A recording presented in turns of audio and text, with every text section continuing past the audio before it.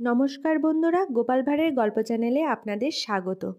আজ আমি আপনাদের জন্য আরও একটি মজার গল্প নিয়ে চলে এসেছি। গল্পটির নাম সবে তো সন্ধ্যা হলো।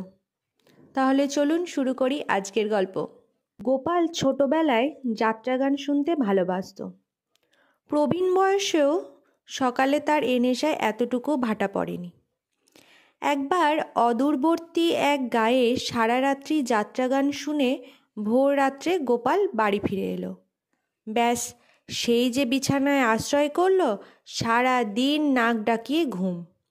বিকেল গড়িয়ে সন্ধে হয়ে গেছে, তার স্ত্রী এসে ডাকাডাকি করে গেল, তবু ওঠার নামটি নেই। বলে পাশ ফিরে শুল। একটু পরে তার স্ত্রী সন্ধে দিতে এসে আবার ঘরে এসে বলল, করছো কি? সন্ধে গড়িয়ে রাত্রি হলো যে, ওঠো, এবার উঠে পড়ো। গোপাল এবার হুড়মুড় করে বিছানায় উঠে বসল। আধবোঝা চোখে খোলা জানালা দিয়ে বাইরের দিকে এক লহমায় তাকিয়ে নিয়ে আবার বিছানায় এলিয়ে পড়ল। গোপালের স্ত্রী এবার বেশ একটু কড়াসুরেই বলল, কি গো, কি শুরু করলে বলো দেখি? আবারও শুয়ে পড়লে যে, ওঠো, উঠে পড়ো।